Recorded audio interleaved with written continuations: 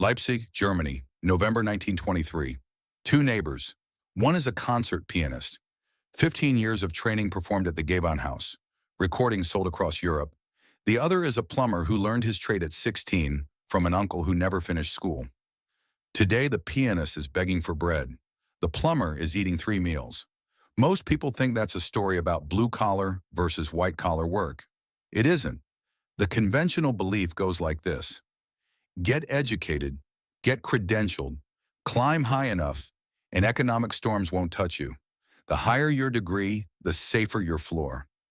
Here's what 7 decades of economic autopsies actually show. Every single collapse in recorded history has inverted that hierarchy.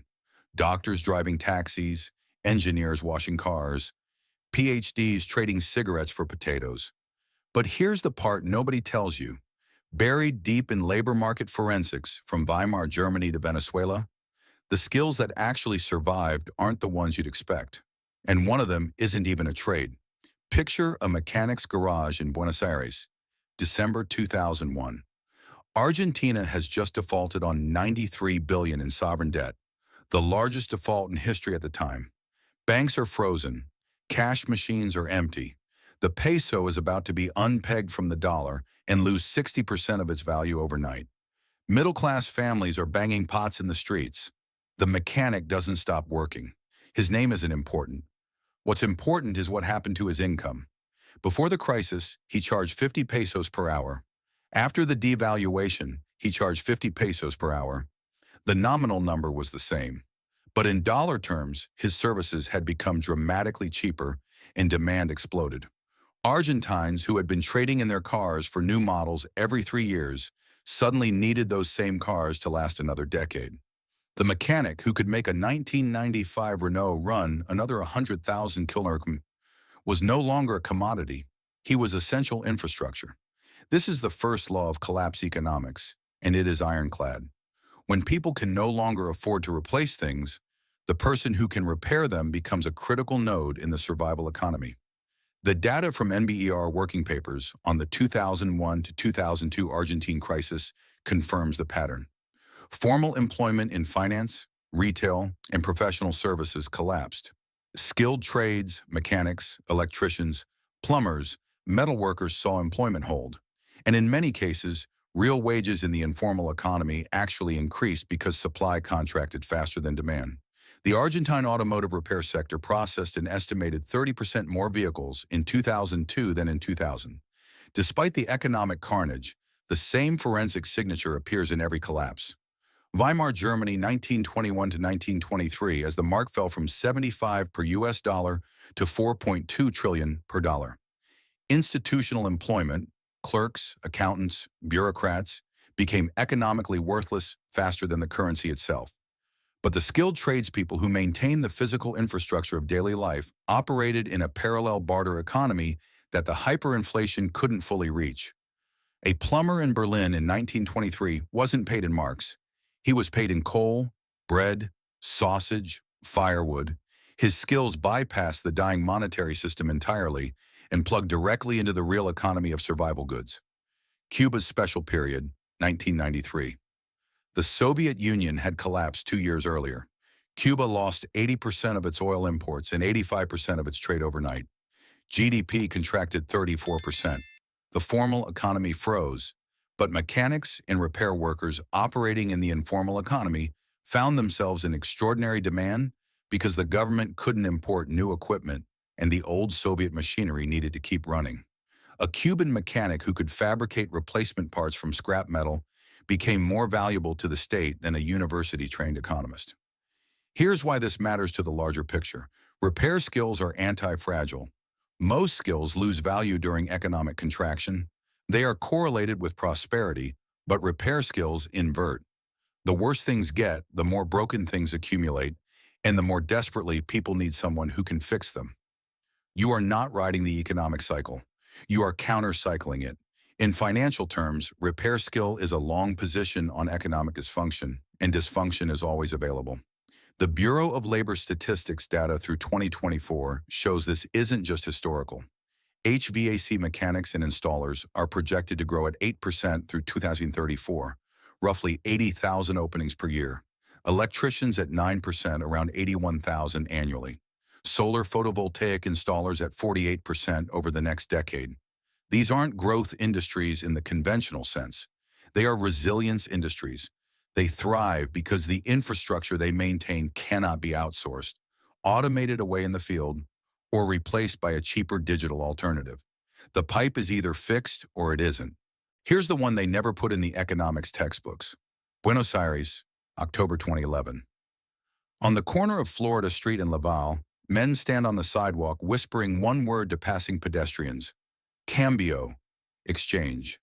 They are called arbolitos, little trees, because they stand still and wait like trees for customers to come to them.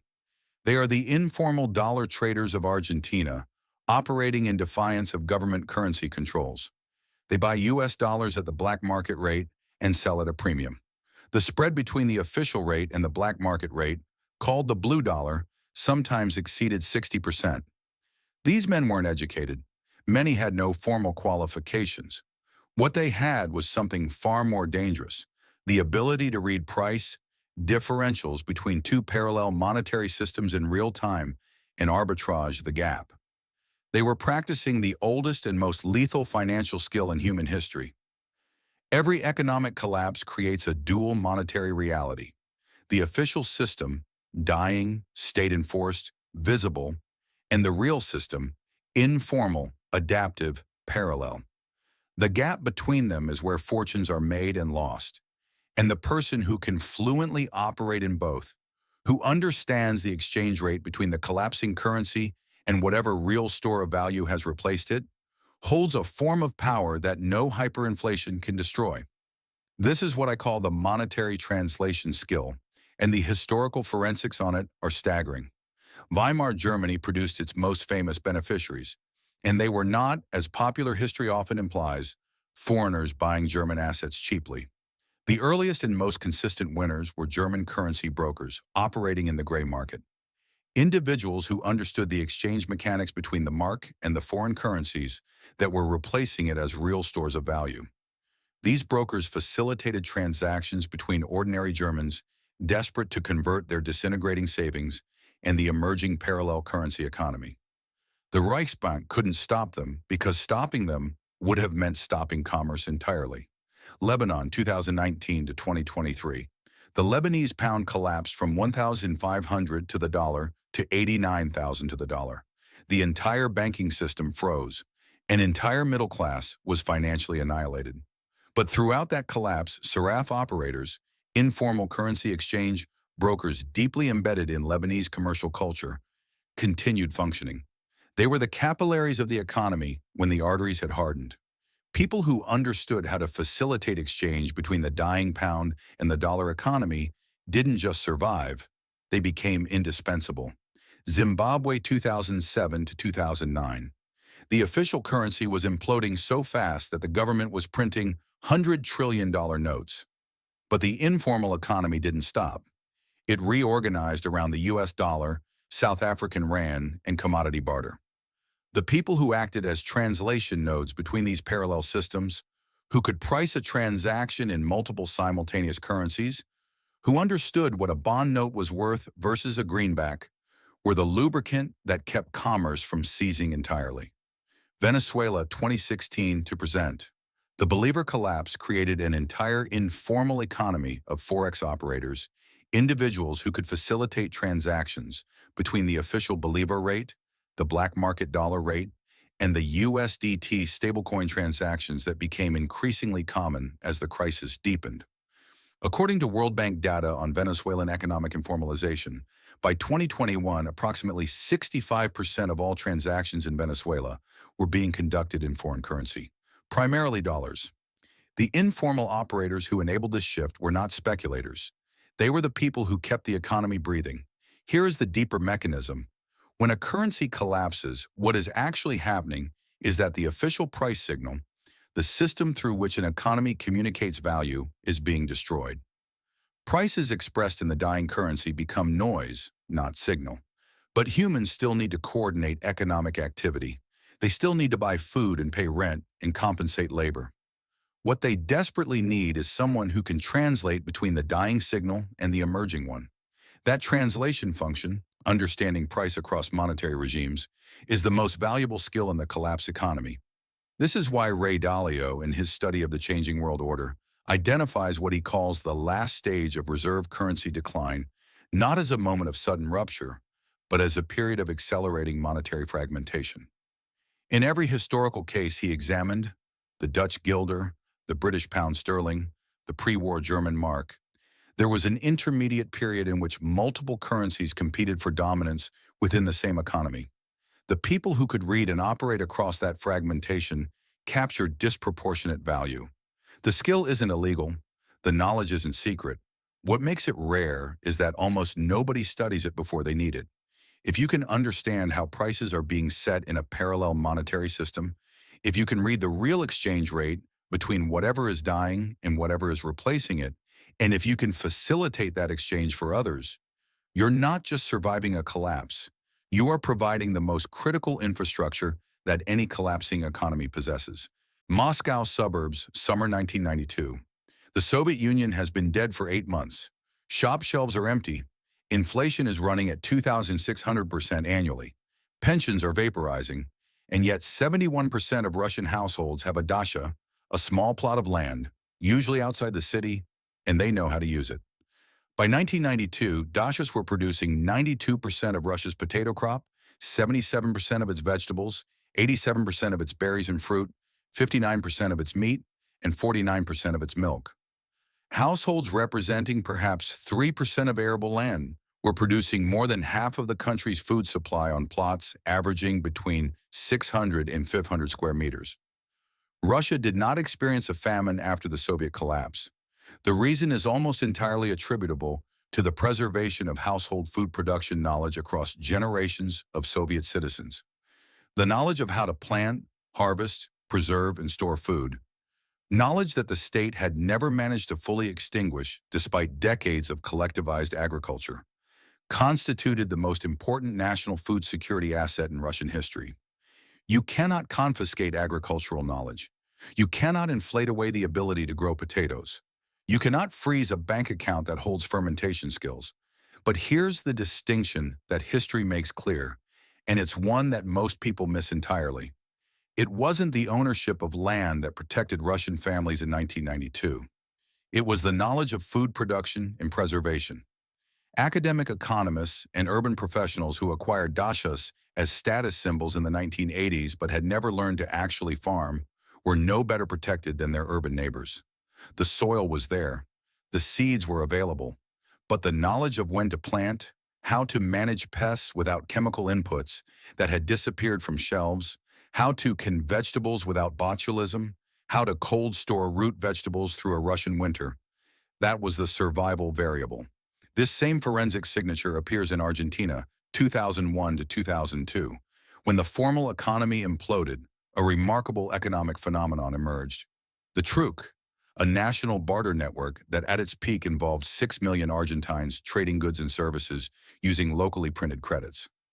Participants who brought production skills, food preservation, sewing and repair, herbal medicine, childcare, extracted more value from the truc networks than those who brought credentials.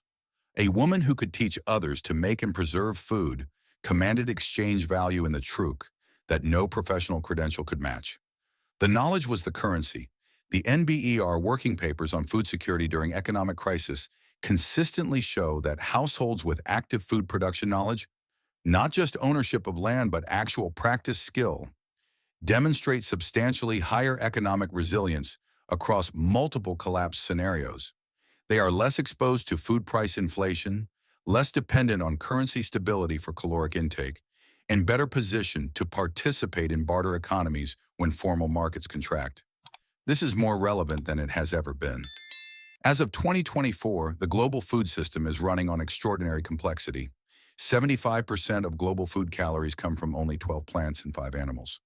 The supply chains that deliver those calories to urban populations pass through dozens of countries, hundreds of companies, and thousands of logistics nodes.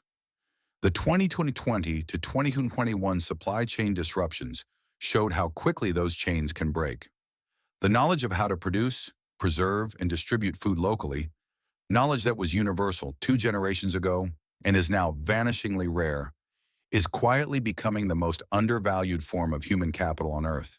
Havana, Cuba, 1993. You are a physician with 7 years of medical training. You have the highest credential in the most universally valued field. People will always need medicine. And yet, the special period has exposed something brutal about the relationship between credentials and value. Your hospital has no anesthetics, no antibiotics, often no electricity. The institutional system that transforms your credential into healing, the supply chains, the pharmaceutical infrastructure, the bureaucratic machinery, has collapsed. And simultaneously, the Cuban government has classified physicians among the occupations explicitly prohibited from self-employment. Your credential is now not just economically worthless, it is a legal barrier preventing you from earning survival income. 10,000 Cuban doctors made the same calculation. They drove taxis. This is the central paradox of credential-based skills during collapse. And it's one that the reference data from Weimar to Venezuela confirms with uncomfortable consistency. The more institutional infrastructure a skill requires to generate value, the more vulnerable it is to systemic failure. A medical degree requires a functioning hospital. A law degree requires functioning courts. An accounting credential requires functioning businesses with books to balance. When the institutions fail, the credential-dependent professional discovers they are not holding a skill, they are holding a dependency. But within this general pattern, the forensics show a critical exception. Medical knowledge, not the credential, not the institutional practice of medicine, but the underlying knowledge of human biology, disease, wound care, and pharmacology, demonstrates extraordinary survival value precisely because it addresses the most fundamental human need of all, staying alive. The Cuban physicians who survived the special period with their economic dignity intact were those who had internalized medical knowledge deeply enough to practice it informally outside the hospital with whatever materials were available. Community-based healthcare in Cuba during the 1990s increasingly depended on physicians who could diagnose and treat without imaging equipment, without pharmaceutical supply chains, using natural and improvised alternatives. The World Health Organization documented in the late 1990s that Cuba maintained surprising health outcomes during the special period, not because institutions held, but because practitioners adapted their knowledge to institutional absence. The same pattern appeared in post-Soviet Russia, in post-collapse Venezuela, and in wartime and post-conflict environments studied by the World Bank. The common thread is not just medical knowledge, but something broader, the ability to apply knowledge of human physiology and basic biology without institutional mediation. People who could set bones, suture wounds, manage infections with basic antiseptics, recognize and treat nutritional deficiencies, and provide prenatal care without hospital access constituted one of the most universally valued skill sets in every collapse environment examined. This points toward a broader principle that ties all 4 skills together. The skills that survived every economic collapse in history share one structural property. They function independent of institutional systems. The repair trade needs no bureaucracy. The monetary translator needs no clearinghouse. The food producer needs no supply chain. The barefoot medic needs no hospital. Each skill addresses a fundamental human need directly without institutional intermediation. And in a collapse, it is precisely the institutional intermediation that fails first. The framework why your credentials are institutionally dependent. Tim Harford in Adapt makes an observation about economic evolution that applies with brutal precision here. He notes that the systems most likely to survive shocks are not the most sophisticated, but the most modular, the ones that can decouple from each other and continue functioning independently when the larger system fails. Your credential is the opposite of modular. It is entirely dependent on the system that conferred it. Harvard cannot give you an MBA that functions when Harvard's institutional context doesn't exist. The Bar Association cannot give you a law license that means anything when courts are closed. These credentials are derivatives. Their value is derived entirely from the underlying institutional system. A skill that addresses a fundamental human need is not a derivative. It is the underlying asset. This is why the Bureau of Labor Statistics data on recession employment shows such consistent patterns. Across the 2001 recession, the 2008 to 2009 financial crisis, and the 2020 COVID shock, skilled trades maintained employment at rates dramatically higher than knowledge economy occupations. Not because trades are inherently more valuable in normal times, they often aren't, but because the institutional infrastructure they depend on is thinner and more resilient. A plumber doesn't need a functioning securities market to fix a pipe. A financial analyst does. And here is where the contemporary picture becomes genuinely unsettling. Dario Amodei, CEO of Anthropic, has publicly stated that AI could eliminate between 40 and 60% of entry-level white-collar positions within 5 years. JP Morgan's research into AI-driven labor market disruption focuses explicitly on routine cognitive task occupations, the same category of occupations that proved most vulnerable during historical collapses.